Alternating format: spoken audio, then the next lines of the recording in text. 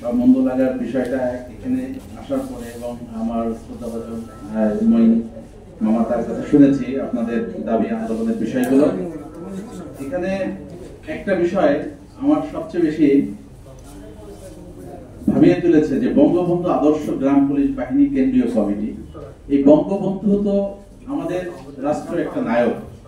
তিনি কিন্তু স্বাধীনতাটা নিয়ে আসে সংগ্রামের মাধ্যমে। তা আমাদের দাবি আদায়ের জন্য বা আমরা যে কোনো দাবি আদায়ের জন্য রাজপথে কিন্তু আমাদের বিভিন্ন সময় কিন্তু আমাদের নামতে হয়েছে কি দাবিকে বাস্তবায়ন করার জন্য। আজকে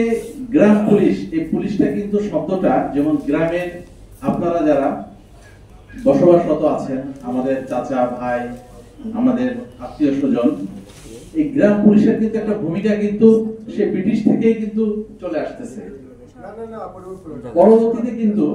আপনারা দেখেন যে আপনাদের এই দাবি আদায়টা কিন্তু আপনাদের পরিবার কেন্দ্রিক। আপনাদের প্রতিটা আজকে আপনাদের যে কর্মকাণ্ড, আপনাদের যে কাজ, আপনাদের যে সামনের দিকে যে আপনারা যে আন্দোলন সংগ্রামে যাচ্ছেন, সর্বোপরি আপনাদের প্রতিটা প্রয়োজনের ক্ষেত্রে কিন্তু পরিবার পিছনে আপনাদের আছে। সেক্ষেত্রে আপনাদের 43 দিনের যে একটা কর্মসূচি আপনারা দিয়েছিলেন এবং এখানে আপনারা বিজ্ঞ যারা আছেন গ্রাম পুলিশের যারা সিনিয়ররা আছেন এবং জুনিয়ররা আছেন, এই বিষয়টা আসলে এই দাবি আদায়ের বিষয়টা আমাদের বঙ্গমাতা শেখ মুজিবুন্নেছা তিনি কিন্তু সর্বোপরি বঙ্গবন্ধুকে কিন্তু সাপোর্ট দিয়ে গেছেন। আজকে কিন্তু বঙ্গবন্ধু তার রাষ্ট্রের নায়ক, সে ঘর থেকেই কিন্তু আজকে তিনি কি হয়েছেন, আজকে বিশ্বের দরবারে তিনি আজকে আমাদের এই স্বাধীনতার সর্বভৌমত্ব যে এটাকে আমরা কিন্তু আজকে তার আন্দোলন সংগ্রাম চার নেতার মাধ্যমে কিন্তু আমরা আজকে দেশকে স্বাধীন করেছি। সেই ক্ষেত্রে আমি এটাই বলবো যে আপনাদের এই দাবি আদায়টা যৌক্তিক এবং এই বিষয়টাকে নিয়ে ইনশাআল্লাহ আমি সর্বোপরি আপনাদের সঙ্গে প্রধানমন্ত্রী কার্যালয় থেকে শুরু করে ষষ্ঠ সচিব থেকে শুরু করে ষষ্ঠ মন্ত্রণালয়, ষষ্ঠ মন্ত্রী আমাদের বীর মুক্তিযোদ্ধা আসাদুজ্জামান কামাল ভাই এবং নতুন ষষ্ঠ সচিব আসছেন, এই যে রিসেন্টলি উনি জয়েন করছেন। তা সর্বোপরি আপনাদের যে ন্যায্য দাবি আদায়, এই দাবি আদায়টাকে আপনারা যেহেতু একটা প্রশ্ন করছেন এবং ভাই তার বক্তব্যে সবকিছু ক্লিয়ার করে বলে দিচ্ছেন, এই বিষয়টা নিয়ে যে নেত্রী বা আমাদের প্রধানমন্ত্রী তিনি কিন্তু সর্বোপরি সবসময় খোঁজ খবর রাখেন যে আমার গ্রাম বা আমার অজপাড়া গায়ে, বা সে কিন্তু আজকে দেখেন যে সে কিন্তু টুঙ্গিপাড়ার মেয়ে। কিন্তু আমরা অনেকে অনেক কিছু মনে করি যে আসলে তিনি প্রধানমন্ত্রী, আসলে প্রধানমন্ত্রী কিন্তু বঙ্গবন্ধু রক্তের মাংসের, তিনি কিন্তু তার একজন যোগ্য সন্তান। সেই হিসাবে ইনশাল্লাহ আমি মনে করি বা আমি আশাবাদী, তিনি যখন আপনাদের এই কাগজগুলা যখন আপনার প্রতিটা মন্ত্রণালয় দিচ্ছেন, মন্ত্রণালয় কাগজগুলা পৌঁছাইছেন এবং রিসিভ কপিগুলো আছে, যখন এটাকে নিয়ে যখন আমরা একটা প্রসেসিং আছে তার কাছে যাওয়া এবং একটা পর্যায়ে আছে, এই পর্যায়ে শামিল আপনাদের সাথে আমি এই যোদ্ধার একজন সারথী, এই যোদ্ধার একজন আমি সদস্য হতে চাই যে আপনাদের দুঃখের বিষয় যে এপিএস আমাদের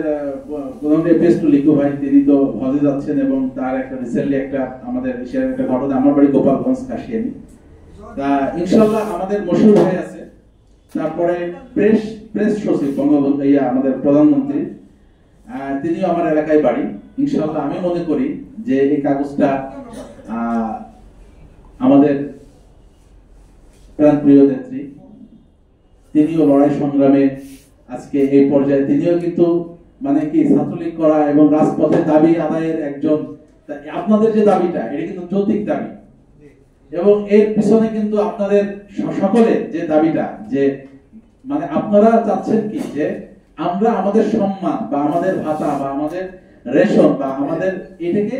কি করা হোক, বাস্তবায়ন করা হোক, এটা কিন্তু আপনাদের যৌক্তিক দাবি। আমি বলছি প্রথমে যে আপনাদের পরিবার জড়িত আছে, প্রতিটা ফ্যামিলি এখানে। ইনশাআল্লাহ যদি আল্লাহ রিজিক লিখে রাখেন, অবশ্যই ইনশাআল্লাহ আল্লাহ আমাদের সহায়ক হবেন এবং আমরা ওই পর্যায়ে ইনশাআল্লাহ পৌঁছানোর ব্যবস্থা ইনশাআল্লাহ, এবং আমি আপনাদের বললাম যে সারথি এবং আপনাদের একজন সদস্য হয়ে আপনাদের কাঁধে কাঁধ মিলিয়ে ইনশাআল্লাহ আমি এই বিষয়টাকে নিয়ে আপনাদের একটা কমিটি হয়েছে বোধ হয়, এই কমিটির মাধ্যমে ইনশাআল্লাহ আমি প্রধানমন্ত্রী কার্যালয়ে যাওয়ার জন্য এবং সেখানে আপনাদের বাস্তব এই দাবিগুলা বা আপনাদের এই চাওয়া, মানে যেটা আসলে কি যেহেতু আপনি সবকিছুই আমি এখানে এসে যতটুকু জানতে পারছি এবং আমি আগেও শুনেছি আপনাদের বিষয়গুলো, যেখানে প্রতিটা গ্রাম সারা বাংলাদেশে তো আপনাদের কমিটি আছে, সেখানে কেউ ইনশাআল্লাহ বাদ যাবে না। এটা একটা গ্রেজেট আকারে জন্য এটা যেমন একটা বাহিনী, যে বাহিনীটাকে নিজে যেহেতু সরকার ঘোষণা দিয়েছেন, এই বাহিনীটার জন্য এমন একটা বাহিনী হয় যে গ্রামের স্মার্ট একটা পুলিশ বাহিনী, মানে যেটাকে সুযোগ নেই যে বলার যে গ্রাম্য পুলিশ, মানে গ্রাম্য পুলিশ বলতে গ্রাম থেকেই তো একটা মানুষ বিশেষ ক্যাডার হচ্ছে। হ্যাঁ, আপনাদের ইনশাআল্লাহ আপনাদের ঘর থেকেই কিন্তু আজকে কি র্যাবের প্রধান হচ্ছে, যেমন খোরশেদ চাচা আমাদের র্যাবের ডিজি, বর্তমানে সে র্যাবের এখন মহাপরিচালক হিসাবে আছেন। এই যে আপনারা কিন্তু গ্রাম থেকেই উঠে আসা, তাই গ্রামের তারা যেহেতু গ্রামেরই সন্তান, প্রতিটা আমরা যেহেতু গ্রামের সন্তান, আপনারা যেহেতু ইনশাআল্লাহ অভিভাবক, ইনশাআল্লাহ আপনাদের দাবি যুক্তিজনক, ইনশাআল্লাহ এটাকে বাস্তবায়নের জন্য আমরা আমাদের কাগজ কলমে আমাদের লড়াই সংগ্রাম যতটুকু আপনারা যা করেছেন এটা দৃষ্টির নন্দিত হয়েছে, ইনশাআল্লাহ আমরা সেই লক্ষ্যে আমরা পৌঁছাবো। আপনারা সবাই সহযোগিতা থাকবেন, সবসময় সবার সাথে যোগাযোগ রাখবেন।